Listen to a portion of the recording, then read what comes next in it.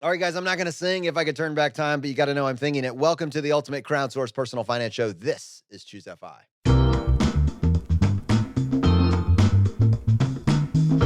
All right, guys, we're picking up with our series. This show's been going 4 years now, and last Friday we were kind of starting this theme of if I could turn back time, what is my perspective now versus 4 years ago? What's changed? Have we pivoted? What do I feel more confident of than I did then? And we were kind of exploring a couple different avenues. Today, we're going to continue that conversation. And to help me with this, I have my co-host Brad here with me today. How you doing, buddy? Hey, Jonathan, I am doing quite well. Yeah, it's still, when you say that out loud, 4 years. It's hard to believe we've been doing the podcast for 4 years. And so much has stayed the same. So much has changed, obviously. That goes without saying. But yeah, turn back time. So speaking of that, totally unrelated, but we'll go with it anyway.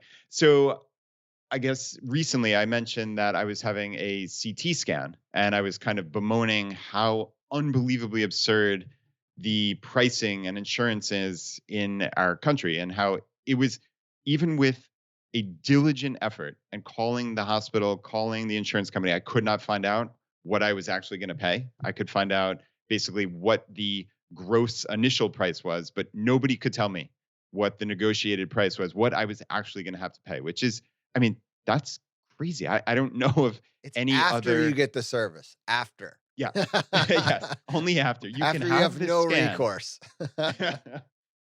Yeah, it's crazy. I mean, to think about that, to think about any type of system where that is the case, where they simply not only do they not want to tell you, but they cannot tell you what the price is. It's ludicrous. You have So a group of anyway, highly long compensated individuals that all really, I mean, I genuinely, they're acting in good faith and they want to do what you're asking and tell you the price. And they realize that nothing in their system will allow you to do that. There's no yeah. process for giving you the price ahead of time.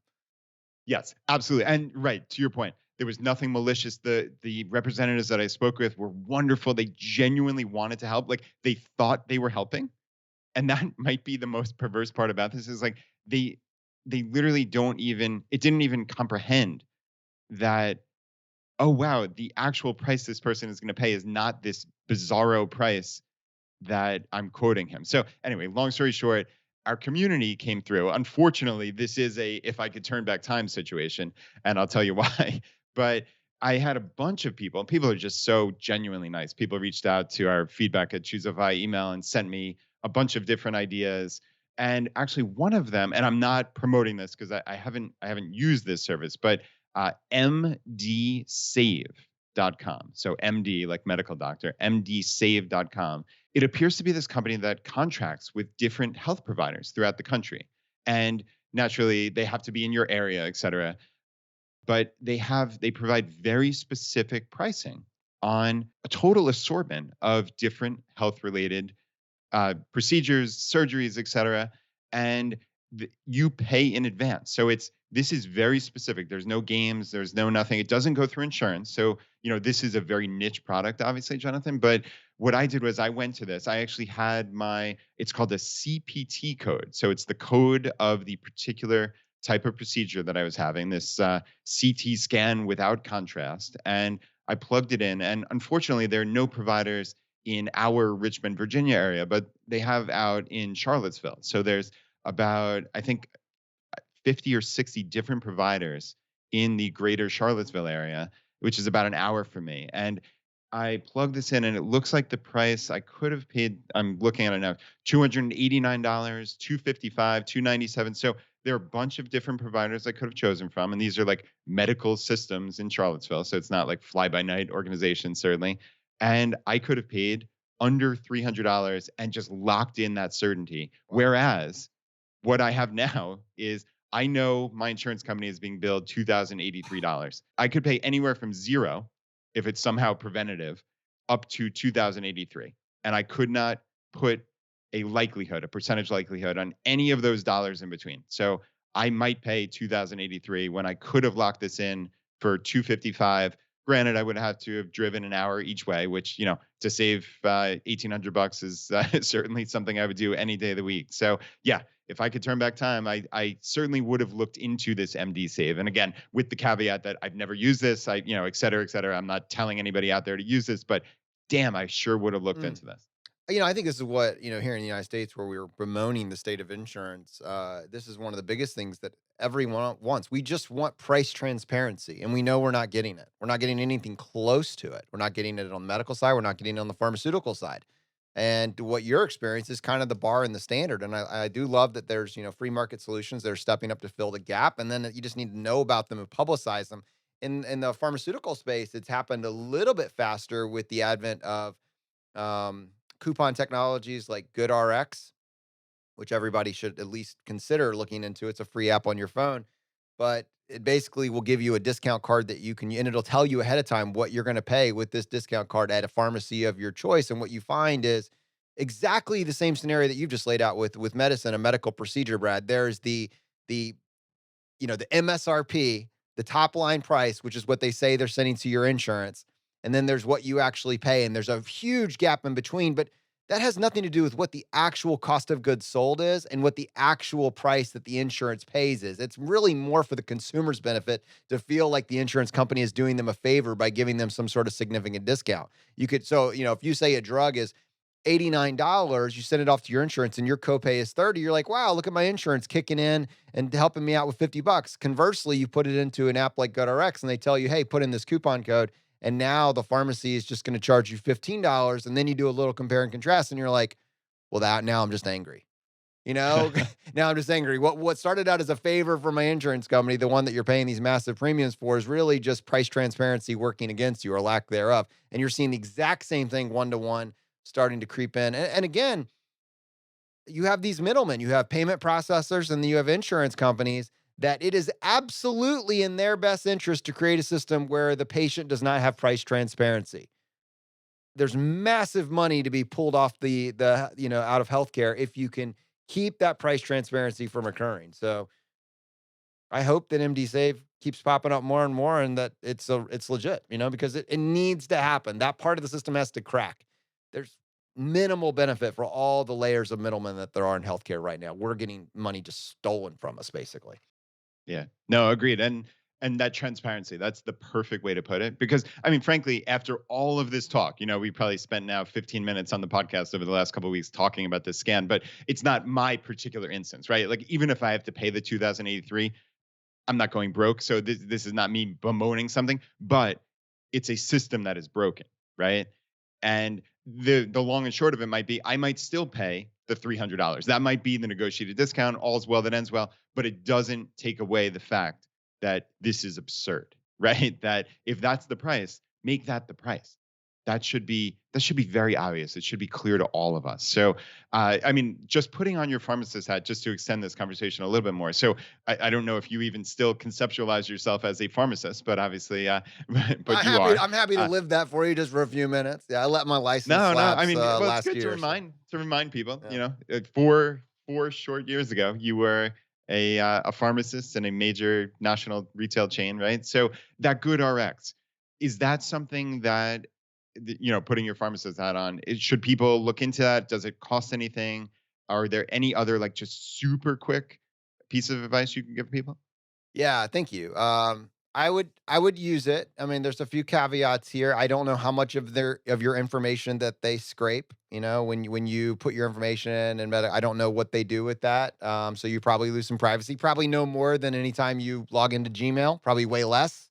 You know, probably no less than when you have a Roku TV in your house and it checks your watching patterns, et cetera, and aggregates it. But when you're using these apps, I'm sure you're sacrificing a little bit of your privacy.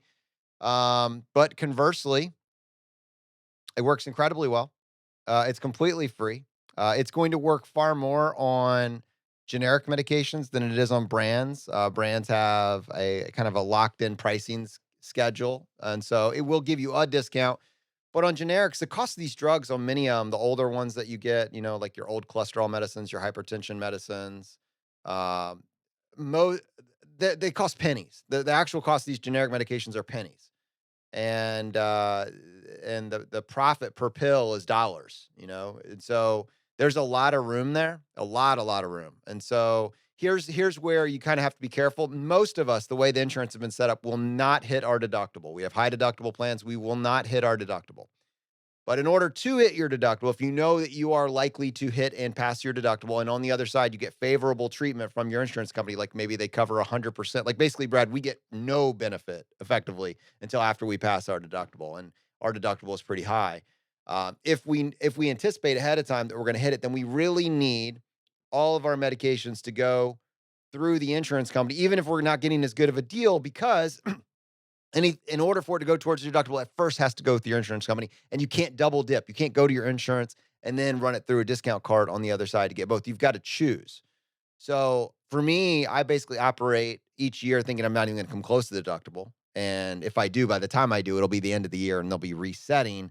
I don't really bake the deductible into my plan. So I'm looking at how can I spend the least out of pocket. So I usually would get a better price going through GoodRx than I would through an insurance card. And then the next layer to add on to this that's important to know is it still qualifies as an HSA related expense. So for those of us that are gaming out our HSAs and are building our war chest there, you still want to track that expense and put it in your Excel sheets because it's still an HSA reimbursable expense. So it's good for that purposes. And you can use it. I think you can use it on pet meds too, by the way. That doesn't, it's pretty ambiguous on how it works. So my dog had to get on a steroid. Market price on the steroid was like 40 bucks, and just rolled in the coupon, and I ended up spending $5.66. Real savings every time. Like GoodRx, look it up on your app store. Yeah, I mean, it's for most of us, most people that don't bump up against that deductible, it will save you a lot of money. Not going to save you as much on insulin right now. Probably not going to save you as much. EpiPen might save you something, but for these pills where there's massive markup, they're generics. Yes, all day long. Cool. Yeah, that's great advice with the interplay of the deductible, right? So many of us need to consider that. As you said, you're not going to get even close. I'm not going to get close. So therefore, we want to find the best price we can. But for people who are getting benefit where they've reached that deductible and maybe they pay 0% after, then that's a totally separate situation. So that, and then the interplay with the HSA as well. So yeah, really good advice, Jonathan. Thank you. All right, so picking up where we left off, it was a couple weeks ago doing the Turn Back Time episode, and we will have that. Brad, what was that episode number for people that want to reference it? Yeah, Jonathan, that was 291, so it was 2 weeks ago. Awesome. So we'll have that linked in the show notes, or you can just go to chooseadvi.com/291. I thought we could pick up today with the emergency fund, and the reason that I wanted to start here is that the emergency fund it's a part of every financial plan. It's mentioned in every system, whether you found out about this concept from Dave Ramsey or Susie Orman, or you've listened to our podcast or any personal finance podcast content ever. At some point, as some part of a financial plan, it mentions the emergency fund, and I would say probably the kind of the standard that I've heard is an emergency fund looks like 3 months worth of expenses. And maybe the fully funded emergency fund is 3 to 6 months of expenses. And we've pushed back on this a couple times, not in a super aggressive way. It's a more nuanced pushback with Big Earn talking about, do you really need an emergency fund? And the idea is, yes, we obviously need to be ready for emergencies, but what does that actually need to look like, and what are we protecting ourselves against? And I thought today we could kind of go back to that conversation a little bit, and I could add in some thoughts that I've had, and kind of how my position on it has changed maybe slightly over the years, and kind of how people should be tailoring the idea of an emergency fund to their own personal situation. So what do you think about this idea, Brad? Turn back time, the emergency fund edition. Yeah, that's it's an interesting one for sure. And this is one I agree. This is something I have completely thought differently about. I guess really since we had Big Earn on, it was way back in episode 66. So it was, I think we entitled it The Emergency Fund. Is it a bad idea? So that's I was gonna say a 65, little, so I'm glad you got it. But that's a good episode. People should listen to that. that was an amazing episode. So yeah, maybe a little sensational there with, is it a bad idea? So, first, like you said, it's very important that people understand we're not saying don't save money, right? I mean, that is the backbone of what we talk about at Choosify. The entire path to financial independence is about saving money. So nothing you're going to hear from this point forward has anything to do with, we don't want you to save money, right? Or that you will not have a net worth of 3 to 6 months of your expenses or dramatically higher, right? All of those things you're going to be saving every month. You're going to be putting money away. It's just, I think, Jonathan, really how I'm thinking about it is the emergency fund, as most personal finance experts conceptualize it, as just money sitting around doing nothing, waiting for some calamity. That's what we've thought differently about. Agreed. Yeah. The I think what Big Earn really pushed back on is, at what point do we actually start investing? Let's be clear. Your path to build wealth is through investing. If you're just putting money in your coffee can, you are losing purchasing power just due to natural inflation that happens year after year.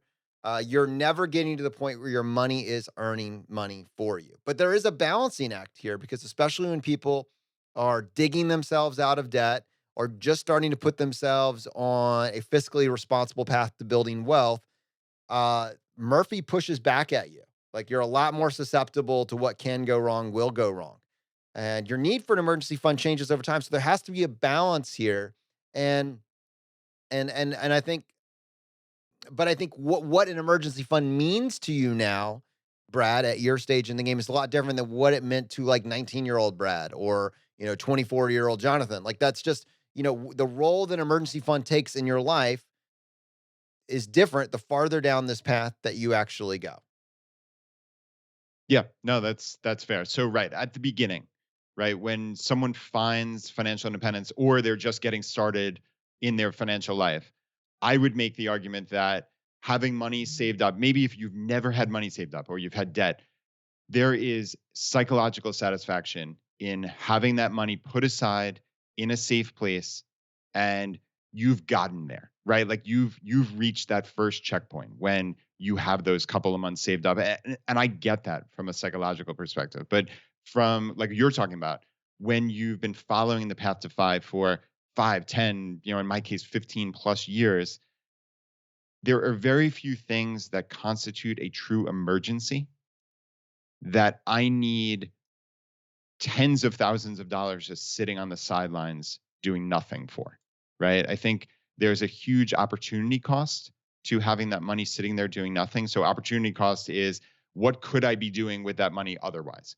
right? So I could have had it invested in the stock market. I could have even just simply put it in bonds or something and gotten a couple percentage, or put it in a high yield savings account and gotten 1 or 2%, whatever it may be, right? So there clearly is that opportunity cost. What could I have done with the money otherwise? And I think that's really the fundamental underpinning of the entire argument of, do I need this money just sitting there doing nothing? Because in my case, Jonathan, I can't think of anything ever since we had Big Earn on, and that was a couple years ago at this point. I've been racking my brain of what would be an emergency that I would need cash in a hurry, like significant cash, right? And aside from some kind of apocalyptic, ransom or some absurd thing, like I don't know that I can really come up with an answer to that. Yeah. Because in this day and age, everything is accessible via,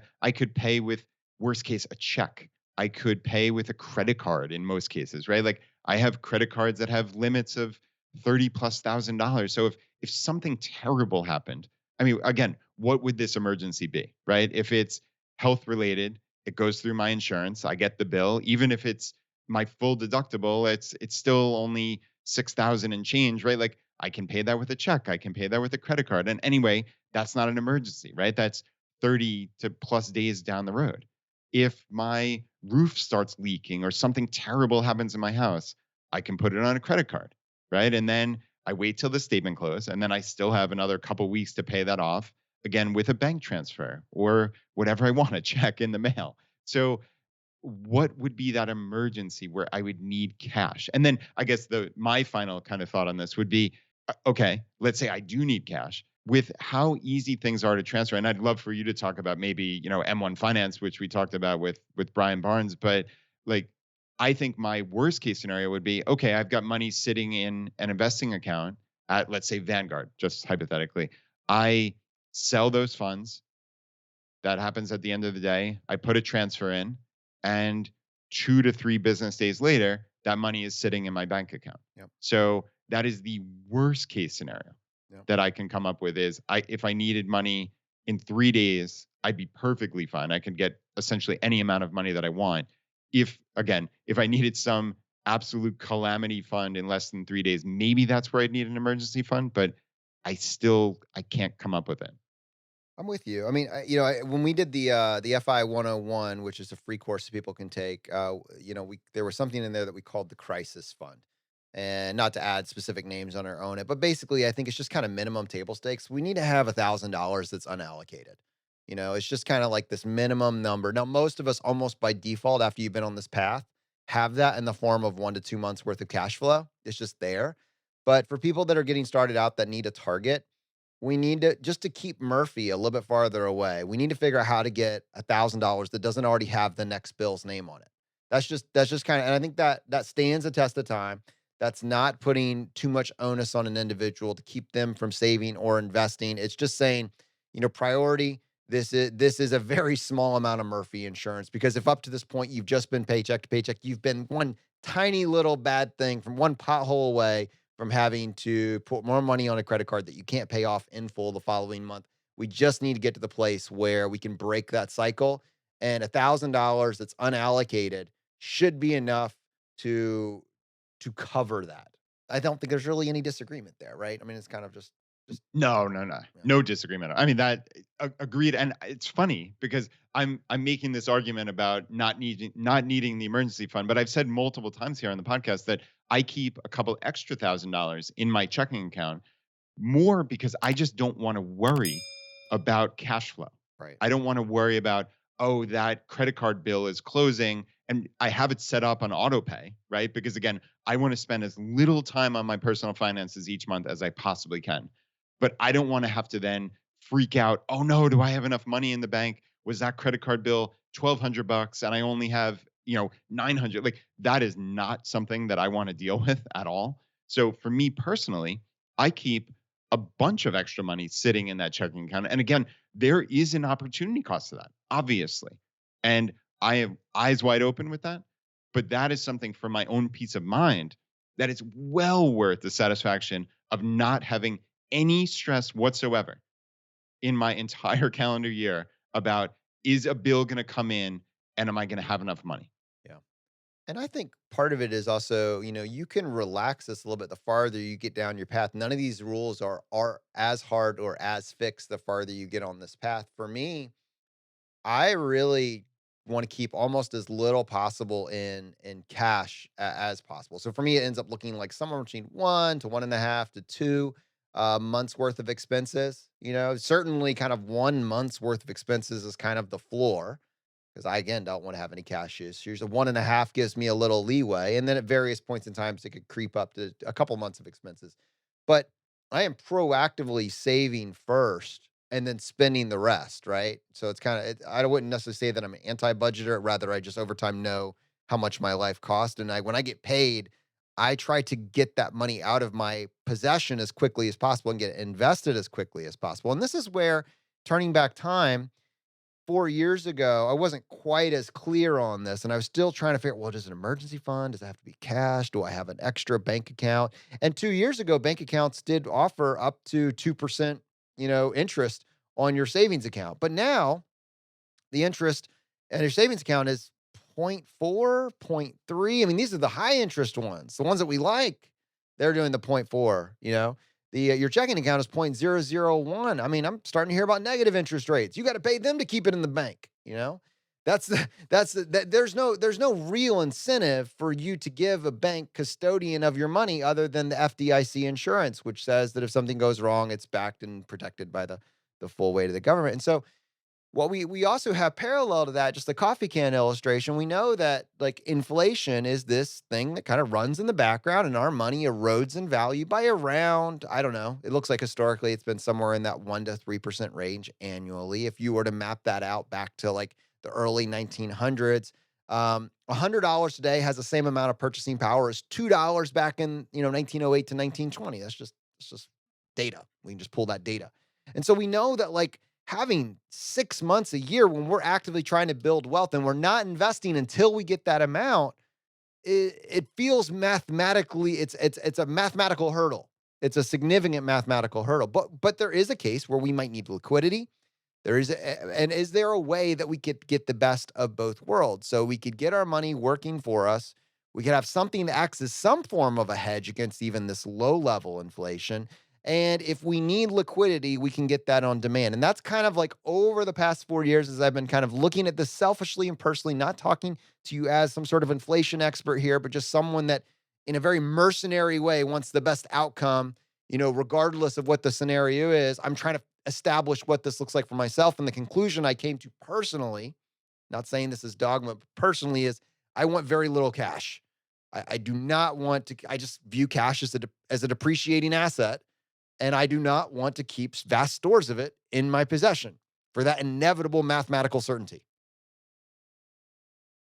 Yeah, that is totally fair. And like we always say, I mean, personal finance is truly personal. And that's why like I don't think I'm doing anything wrong by keeping that extra money lying around because again, it makes me sleep well at night. I don't think you're doing anything wrong by not wanting to sit on even an extra dollar, right? And just getting it invested because right, you're talking about inflation, which is very, very real, obviously. And I think, again, I want to make sure we come back to that person starting out, right? That person starting out, getting the habit ingrained of saving money is the key part. And if for you, again, it comes back to psychology. If for you, finally reaching that $1,000 or that first 5,000 just feels great and you want to see it on paper, I completely get that. And I completely get just leaving that money there, just keeping it as this like kind of sacrosanct, set of money that's just sitting there in an account, right? And like I'm not touching that. That is my safety. I get that, because if you put that $5,000 in the market, we know the market fluctuates, right? And if you can't handle that, if you're going to sell in just this terror when it gets down to 3,500, right? Or something, if something happened, then clearly that's not for you. I think as we've discussed ad nauseum here on the podcast, we believe in long-term investing. We believe in cutting expenses and buying low-cost index funds as the backbone of your investing strategy, right? That doesn't mean it's the entirety of your strategy, as we talked about on Turn Back Time Part 1, Jonathan, but that is going to be the backbone of your investing strategy. But you need to think about that money not as, oh, what happened in the market today, but what is going to happen over the next 30 to 50 years, Mm. right? So when you can get to that mental point where you can put that money away and realize, hey, I'm not touching this in a perfect world for 30 to 50 years, and I'm going to wake up and be extraordinarily wealthy. Okay. Once you get to that point, then start investing. But if you're at a point where psychologically that doesn't make sense for you, I totally get doing whatever you have to do to feel comfortable. Yeah, so that to people that, and we're going to kind of do this emergency fund at various stages, but for people getting started out, it is get started. Understand what your plan is when Murphy hits. Find that balance point that allows you to start building these positive habits to start allowing you to see what happens when your money starts earning money for you. But and build some safety rails around that. And so for me, the answer here is was getting my money, getting as much money working for me as possible, as quickly as possible, while understanding that, hey, I'm still susceptible to flat tires and broken dryers and all these other things. And if I am living in a situation where I'm not able to pay my credit card balance off each and every month entirely and in full, that means that I don't care if you're getting, 5% in the market this year or 10% in the market this year, you're paying 30% to maintain that minimum balance on your credit card. It's you're losing this game. We have to build good habits to get the credit card debt out of the way, to not carry credit card debt, and to not need to tap that emergency fund. So it's, there is a balancing act. But to your point, Brad, for many people in our audience, they are now, you know, and obviously caveat this because we realize we're talking to different people at different stages. For individuals that are trying to get out of debt, we've dedicated whole episodes to that. At the end, I'll try to come back and give you a couple where we talked about specific strategies to pay that off, because your emergency fund while you're paying off debt is going to look different to someone that is maybe, even where I am on my path to FI, and Brad, certainly where you on your path to FI. You mentioned earlier, the zombie apocalypse. Well, let's just talk about this past March. This past March, we had, I would say, objectively for anybody in this audience, we had a black swan event. the role did an emergency fund, was it a factor for you? Did it change your I guess just kind of because I know what your situation is and how you were able to, what it meant for you personally, but still, I bet you thought about the value of your emergency fund more during March of this past year than you did the prior November. Yeah, that's interesting. I mean, I certainly thought more about my net worth and where I was financially than I would have prior to that. So I think it's kind of part and parcel of the same line of reasoning. So I think your line of reasoning is correct. But yeah, I guess I was happy certainly that I had that extra cash lying around. But again, I don't conceptualize that as an emergency fund. I conceptualize that as, okay, this is my no stress. I don't have to worry about cash flow. But yeah, certainly at that point, I was happy that I had that money because then I didn't need to, let's say, obviously businesses are going out of business, things are not doing well. If I can't rely on income from businesses, then I have to rely on obviously cash from my net worth, right? And you never want to sell investments in a perfect world when things have dropped 30 plus percent, Right. right? So that definitely unquestionably helped me, but I kind of fell backwards into it, if you will. But because again, it wasn't this emergency fund, but I guess, yes, in that situation, a true emergency fund would have been advantageous. But I think that is that black swan event that I really could not have accounted for. So I guess I'm kind of equivocating here, Jonathan, in between, but I think it certainly helped me. And to your question, to your actual question, I did think much more about it than I previously had.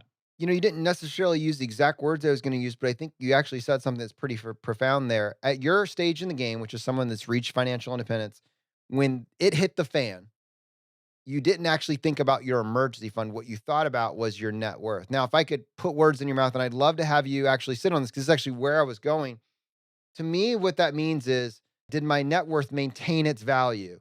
The way that I have my investments allocated, did it act as a store of value? Did I see my net worth go down? Did I see my net worth go up when all of this happened? What was my relative net worth next to the economic chaos that was happening all around us? Store of value is kind of where I was going with this, because at some point you stop thinking about the small emergencies and you start thinking about, what is my relative health, economic health, actual health, otherwise, how am I doing when there's chaos in the streets? Store of value. So this is actually, even for me, who's not as far on my path to FI as you are, this is increasingly where my mentality has gone over the last year. My net worth is acting as a store of value. Am I doing what I can with the assets that I have at my disposal to make sure that I am more valuable, this year and next year, with all the changing landscape, the changing rules? And one of the concerns that I had, again, about sitting on tons of cash, because this actually could be something that a lot of people in our audience, have potentially, especially more conservative, and you specifically. So this is a conversation between me and you. It's a real conversation. It's something that's not definitively answered, and I'm not an expert on, but it's something that weighs on me. And for the purposes of just having the conversation and allowing other people to do the research, I'd love for you to just entertain this with me for a little bit. We talked about inflation, and I don't know, I'm not an economist, but it seems to me that the one thing that worries me very much is my cash a great store of value? Is it a great store of value? We just said that in 1908, and this is proven, I don't think any economist would disagree with me, $100 has the same purchasing power as $2 in the early 1900s. It's lost 98% of its store of value. We also know, also a fact, that over the last, I don't know, 12 to 24 months, 25% of all the currency that's ever existed in the United States was printed. So if you had $100, that $100 would have the same purchasing power as $75. Now, that to me weighs with me. Now, I don't know exactly how that maps out, and I don't pretend to know exactly how inflation will handle itself, but it seems to me the most terrifying aspect, the thing that you can't control, is if all of your assets are in something that is a depreciating store of value. Now that's not the case when you own the market, when you own businesses, when you own, when you own the economy. You have something that increases with inflation, right? Like you actually do own something that is a producer of value. That's a good thing.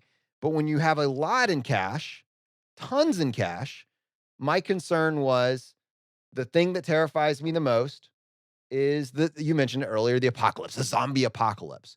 And if a zombie apocalypse were to happen, it seems to me that confidence in currency would be something that would go along with it. Now, this is just a thesis, it's a theory, it's something that's been sitting with me for the last year. And it seems that it's if with that in mind, I feel like it's not good enough just to hold the line on having as much cash as I did the day before.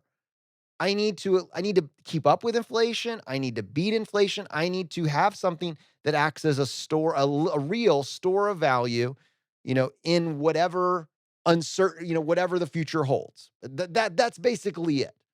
And I'll give it back to you from there because I'd love to hear your thoughts on that. Yeah, well, I mean, I think the entire point of investing is to beat inflation. So I don't Yes. think you're saying anything anything revolutionary there.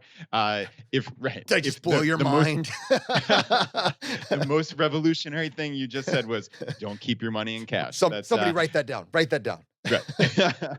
You're not really going too far out on a limb there. Yeah, I mean, I think this is something that is beyond both of our capabilities of really understanding, other than just armchairing. I think I would love to bring in Big Earn. I'd love to bring in Frank, who we had on in episode 194. I know he's always answering questions in their Facebook group when people have the inevitable inflation is going to get to us all. He always has an intelligent answer, as you would not be surprised. I think the one thing you said that it doesn't ring true to me. It does on like when you initially said it, I'm like, oh, conceptually, Yeah. $100 has the same purchase, or it now has the purchasing power of 75. Like that doesn't ring true to me just in my like day-to-day life. So like while I understand what you're saying about additional money existing, I just don't that doesn't ring true as like factual based on what I'm seeing. But the point is I understand your point. And I mean, I Can I think can at I the end of I the day, don't disagree with you necessarily. That I agree with you that like it's not like right now when you go to the gas tank, you're seeing it on it, but there is a lag on these. Like, you know what I mean? Like, so I agree. Your point is well taken that if I were to go out, my $100 probably purchases about what it did a year ago, roughly. But I don't know if it's like one to one. Like I feel like both of these could be true. Your perception of what your money is worth right now within this 12-month window it could take a while to manifest. yeah. No, and that's fair. Right. If we're talking about as you and I both love the book The Infinite Game by Simon Sinek, right? If we're talking about the infinite game over 1,000 years, if you just keep printing money, right? I mean, clearly your point, I think it would be inarguable, and maybe I'm going on a limb saying that, but it seems inarguable that you cannot keep doing that, right? So, and that it will cut down on purchasing power. So, yeah, I mean, Jonathan, at the end of the day, this is something I would love to get some experts in on. I think, like I said, Big Earn and Frank would be the two perfect people. And I don't think there's any like, wackadoodle like conspiracies here, or this is just trying to understand, right? Yeah. Like I mean, I think it's a question, most importantly, I think it's a question that a lot of people have. Yeah. All right. And I would love to we be talked don't, down and told that I'm like, no, you're missing it. This is the, this is it's a you're directionally accurate, but these are the factors that you haven't considered that makes that kind of null and void. And I tell you what, for the sake of Ern and Frank, letting them know kind of where my mind went with this, giving them my kind of full thesis, and now setting them up to have a better conversation later. Let me just kind of go one or two steps farther with that. Just back to the emergency fund aspect. I know yep, you were. yep, yep. All right. So if my real fear of a zombie apocalypse is the erosion of my purchasing power, that's my real fear. Not even so much my income potential or other things. It's more things outside of my control. Then I'm very interested in what acts as a store of value. And then this sets up like two or three other kind of interesting, you know, questions that you need to do some research on. Like, well, how do you, if that were to be true, how would you allocate your money to say this is what I believe the thesis is? Let me test this out. And one of the things that Frank in particular had kind of explained to us is the different roles of bonds in the market. And bonds can do a couple different things. They can act as a store of value, so stability. They can provide regular income and negative correlation. I think were the three, and then he can refresh my memory on that. Now, I don't own any bonds personally.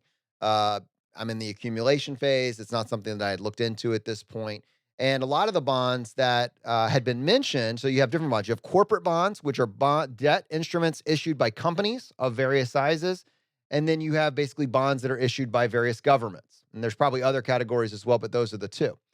And and I was trying to say, well, is that, if I'm thinking about an emergency fund that it's an investment but has a shorter timeline that I would then be able to borrow against if I wanted to, does that just mean that I'm investing more conservatively? So I'm doing a combination of stocks and bonds. Do I add some alternative investments? I was looking at like the all weather portfolio by Ray Dalio and some others, and it was talking about also adding in some precious metals and some other things.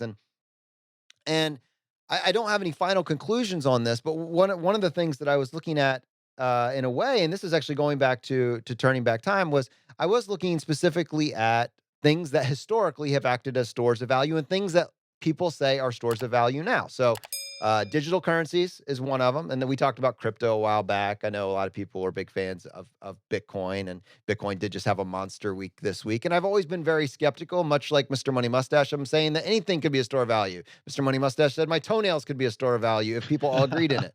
And to me, Bitcoin does feel it's scary. I get that people right now do feel like it's a store of value. And in fact, we just had some breaking news that Tesla is going to use it as a form of payment, which is massive. If you're watching that and you own Bitcoin, that's going to be a massive lift for Bitcoin. And it does point to some utility, but it still feels very speculative in nature. We've seen it, the volatility in it, bump around 15, 20, 30% in a day. We've seen it have.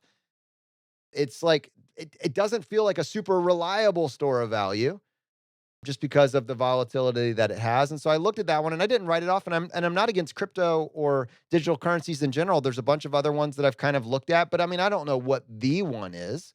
And it doesn't inspire me with confidence that if I had all of my emergency fund in this and something were to happen, this would end up being the one. It's a gamble, it's a guess. And so then I was looking at other precious metals like gold and silver. And the final place I went to with this, Brad, and I won't spend the whole thing talking about precious metals here, but what I went to is you and I used to talk about holding physical precious metals versus investing in, the ETF versions of those, which people would call paper assets. And at the time, even 4 years ago, we were talking about, I don't I don't know if we're going to go back to like having gold blocks and bartering in the zombie apocalypse. That it does not really feel to me like that is going to be the currency of choice. And also they're illiquid and they're kind of dangerous to sell. Like I don't if you have a crap ton of gold and silver in your house, you're going to need some guns and ammo to guard it, right? Like there's a safety mechanism to have it, which I still feel.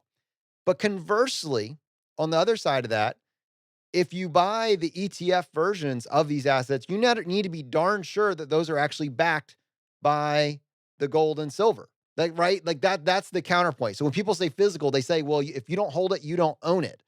And so I went down some of these like forums and some of these channels to look into it and was kind of trying to understand what they were getting at.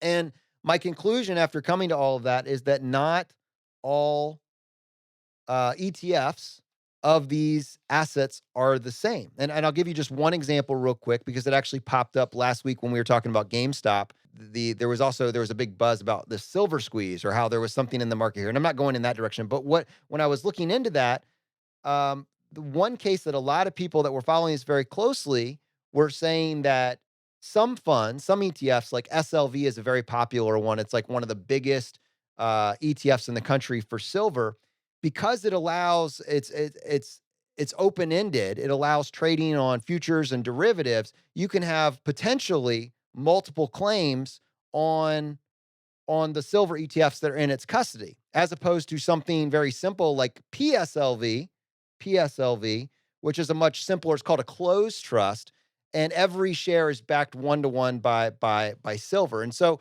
my takeaway here is even once you start looking at precious metals and stuff, um, you need to the point is not to have great performance. if you do that. The point is to, if you're going to put your trust in like an ETF, a paper asset version of a precious metal, it's to know that if, the craziness happens, that your paper assets is actually backed by this real quote unquote store of value. And so this is kind of, this is all kind of off the conspiracy ledge and whatnot. And it doesn't make sense until you're actually talking about it through the lens of a zombie apocalypse. But my thought was, if I want to store value, that means I want a more conservative emergency fund that hopefully beats inflation. I need to find some investment tools that will outpace inflation. And I need to know that if the worst happens, that there's upshot for me, that I haven't lost my store of value. And then to maintain the real key to an emergency fund, I need liquidity. So I need a tool that will allow me to access some liquidity. And that's why I looked at M1 Finance, which allows you to do a margin loan. Now, margin loans are really scary when you're taking the margin and you're investing it and you're investing on leverage. When you have leverage in the game and it hits the fan, the economic hits the fan, you could be subject to a margin call, which is very dangerous. But a margin loan, when you're using it as an emergency fund, gives you access to very, very low interest loans that you control, and it gives you some aspect of stability, liquidity with plenty of upshot. So as I've put together my emergency fund, what I've been looking at is a more conservative portfolio that contains some allocation to precious metals, and the precious metal ETFs I picked were ones that in the quote unquote gold bug and silver bug communities, that they rank as, all right, hey, well, you got to have physical number one, because if you don't hold it, you own it. But then number two, but if you got to go paper, if you got to go ETFs, then pick one where you don't have shorts and futures and all sorts of other craziness happening on it. And that to me, it was like, all right, it may not be perfect. It may not be the end all be all, but it feels like it could be a decent hedge against a zombie apocalypse. And it feels like I could access the liquidity on, a moment's notice using, M1 Finance. And effectively, I have an incentive to save more because you can borrow, I think, up to 30% of what you put in. And that's kind of where I ended up. And so I'm putting all this out there basically for Big Earn and Frank to be able to tell me why I screwed up and what I missed. But also for the community to kind of digest and think about, like, what is the role of your emergency fund now? What is it serving? What is it to protect you against? Because at some point, you're no longer concerned about the dryer. You're no longer concerned about the flat tire. You're concerned about protecting your net worth, or your net worth representing your store of value. So I don't know, Brad. Do you have any like criticism for me, or like things that I should think about that I'm missing? Does that seem like a logical thesis? Yeah, I mean, I think in general, it's the concept is certainly logical, right? Like it's a great search to find that store value that you're comfortable with, right? It comes back to what are you comfortable with? What's the psychology behind where you put your money? And like that is not my place to tell you or anybody else what they should be doing, right? And I think your larger point about is there a there, right? Like with if you're buying precious metals and you're buying ETFs and for whatever reason, like you've determined that precious metals are something you want to invest in. I actually the funny thing is, while I think it's ridiculous, but like I think in the grand scheme of things, the best way to do that would actually be to have those metals sitting in your house, right? Like because then there is a there, you're holding it. But I mean, are there financial shenanigans at play is your ultimate point, right? With these ETFs and what's actually backing this. Is it just derivatives or is there something there? Is It's the there same. I mean, silver in the vault? That's it. right.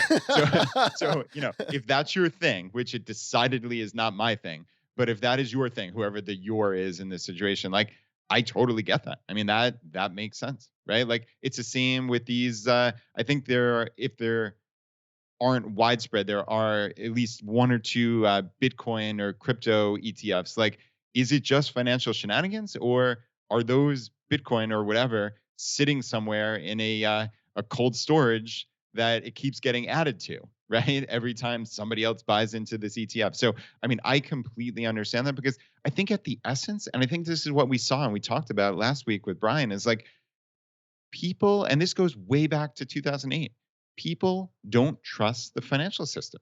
It's still that underlying thing. There's too much shenanigans and people, when it's not clear, like this goes back to my concept of simplicity. When you have tens upon tens of trillions, hundreds of trillions of dollars of derivatives that can blow the world up. How do you feel comfortable with that? Right? Like it doesn't make sense. So, I mean, I think your larger point, like, listen, like I said, I'm not an investor in precious metals. And this maybe goes back to my, how much I love Warren Buffett, but in his 2011 shareholders letter, he talked about about putting all the gold in the world into a large cube, in essence, that could sit there and look pretty. That would be worth at that point about $10 trillion.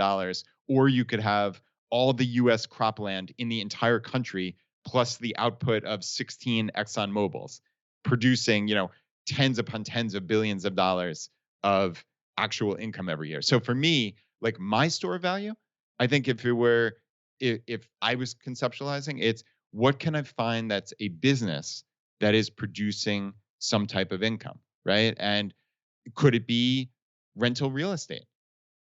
I mean, you could make a case that a diversified rental real estate portfolio is a store of value, right? You're putting money in. If you don't have mortgages, so you can't, lose everything. If you're mortgaged to the hilt, something bad could happen in this apocalypse. But if you're free and clear on these things, yeah, you might have a little more vacancy or even a lot more vacancy than normal. But man, that entire portfolio is going to produce income. It's just going to. And that to me feels better than just the vagaries of, oh, is this asset going to go up and down? Is Bitcoin going to be worth $48,000 today or 16,000? Is this ounce of gold that sits there and looks pretty and, like you said, maybe does some fillings and some other ancillary thing, is that worth X hundreds of dollars per ounce or X thousands of dollars per ounce? Like, I have no impact on that. So, like, that to me and my own psychology, like, that doesn't feel like a store of value. It feels like something completely arbitrary. So that's how I think about it. I mean, I think it's huge. I think it's what you said like 5 or 6 things there were so profound. I hope people latched onto that. And I wanted to highlight a couple of them just for people. Like, if we think that Wall Street is full of shenanigans, to use your word, very scientific word there, then the best way to win is to not play the game. But not play the game is then put your money in the coffee can, but not give them the ability to manipulate these individual stocks up and down, where you're always losing. Whereas by, the JL Collins method, the index fund investing, we just buy them all and we ignore the noise. I mean, really, we're taking chips off the table for them to manipulate while still getting the upward trend of the market. There's something incredibly profound there. To my very kind of smaller basket over here, the zombie apocalypse emergency fund, it was actually one of the things that had me looking, and again, not to get too into the weeds here, but just specifically since you mentioned it and Warren Buffett as well, looking at silver is actually the utility. Silver is interesting. So silver is a historical store of value, but it's also massively utilized. So the world, I think there's about 50 billion ounces, because I was again diving in the weeds here over the last week or so. There's about 50 billion ounces that have been produced since the dawn of time. Most of that is over half of it is gone. It actually is used in electronics. It's used in solar. It's used in Tesla. It's used in rocket ships. It's used in medicine. There are tiny amounts that are used by the industry. So about 1 billion ounces a year are mined. And of those, 500 million ounces a year are inelastic. It's inelastic demand. The industry requires it, absolutely requires it. So there is a supply and demand. It's a commodity in that regards. I believe I'm using that term right. But it's also a quote unquote store of value that the investors are sharing with the tech industry. And what's interesting is as we've moved now from ICE cars, internal combustion engine for just a few of you, to EVs massively started using more palladium, I believe. So we saw a big bump taking palladium from $600 all the way up to like $2,000 an ounce, right? As we started seeing a lot of the Priuses roll in and a lot of the other EVs. But now that we're moving to I'm sorry, I said that slightly wrong. Palladium, as we started seeing more hybrid cars like Priuses, they started using a lot more palladium. And we saw a massive spike in supply and demand in palladium. And now, as we're seeing a massive increase in the adoption of EV and solar, we're seeing a similar crunch for the need for silver. And so, not that that's the end all be all there, but the demand is expected to 5x over the next, several years just due to the trends in the market. I mean, I think all of us, my next car will be a EV. The next time if I ever buy a new car again, at some point in the future, it's going to be an EV car. I'm going to wait until that thing, two or three adoptions have happened, and then it's going to eventually be an EV. And I think a lot of people are starting to recognize that that is what's going to happen. And if that's the case, if all the cars are now replaced by EV cars, silver is it's used massively in that industry. So we have an increasing demand, and we have something that's also acting as a store of value. So, anyways, nothing extra to be added there, but ultimately, I agree with Buffett and I agree with the thesis. And it's why a lot of what we talk about is like not playing Wall Street's game. Buy them all, have confidence in the market. When it goes up, be excited about your returns. When it goes down, which we can't predict, be excited that you're able to buy more on sale. And what JL Collins said, enjoy the selection, what is it? The self-selecting nature of these funds that as companies become less profitable, you start to own less of them and your money is going into funds that are becoming more profitable, capturing them the entire way. You don't have to play the game. And then if you can understand that there is a difference though between, what your investment strategy is and then what your emergency fund is, really think about what the role of that emergency fund is and how it graduates over time. How it starts with you trying to keep Murphy away from your house. And over time, you start pivoting and you might not use this exact language, but I think it's a big part of it. You want to preserve your store of value. Is it doing that? And what are the scenarios you're protecting from? I don't pretend that Brad and I, either of us, have it perfect. Like it's not it. We're not but the thesis we're following is one that's hedging us potentially against that. So Brad has diversified out even more than I have into real estate. People need places to live. It's a couple properties, right? And that's bringing in a source of steady income that isn't relying on what the market is doing. I'm rolling this thesis out that says that if confidence continues to erode and something were to go down, maybe more confidence is placed in the utility plus the demand of some of these precious metals. And if that's the case, all I really need to do, I don't really care about the performance in the short term. I just need to make sure that if it goes down, that there's actually silver in those vaults because I don't want to own it all in my home. That's it. And so, again, not do your own research, but I think it is worth analyzing what is the role of your emergency fund at this particular point in your path to financial independence. And then from there, you just make the best decisions you can going forward. Brad, final thoughts to you, man. Yeah, I mean, I would say this was certainly an interesting conversation. I think it's a really good look at the emergency fund, but clearly it transcended that, right? I think you and I came in thinking we were going to talk just about the emergency fund, but that's the cool part about intellectual conversations, right? About what we're doing here is we're trying to learn, we're trying to explore. And at the heart of it, you have to always be willing to explore, try to learn new things, try to stress test what you're coming in with mentally, right? Like I might come in saying, "Oh, I'm an index fund investor and that's it." But am I willing to look at that critically? I think I always have to. And I think that's the hallmark of people who are intelligent, people who are in our community. This is what we're doing. We're trying to learn more. There are no sacred cows. We're just trying to do the best we can, understanding the rules of the game and the landscape as the world changes, stays the same, whatever, as it moves forward, right? Things are changing. Even just like you talked about, I with transportation, right? Electric vehicles. I think there's a reasonable likelihood this transportation as a service comes to pass where none of us own cars Yep. 20 years from now, maybe even less, maybe 5 or 10 years from now. I think there's a reasonable likelihood. That's something I've been looking into. And it's just this cool intellectual exercise to say, oh, wow, what if we didn't own cars? What if we could just call that car that's autonomous and is circling around, right? Do we need driveways anymore? Do we need massive parking lots? Does New York City look the same with all those roads in every city in the world? No, I mean, things look dramatically different, right? And I mean, that is exciting to me. I don't know where that's going to take us. I don't know what percentage likelihood it is that that's going to come to pass. I think it's probably reasonably likelihood if you put me on put me to the test, but who knows? But it's cool to explore. I think that's what we're doing here is we're exploring. So yeah, I mean, Jonathan, long story short, this was a great conversation.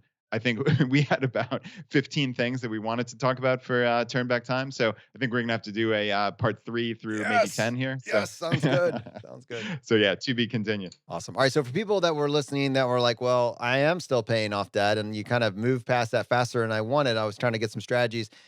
We did an episode, it's episode 115R. So if you can look it up on your podcast player, or you could just go to choosify.com/115R.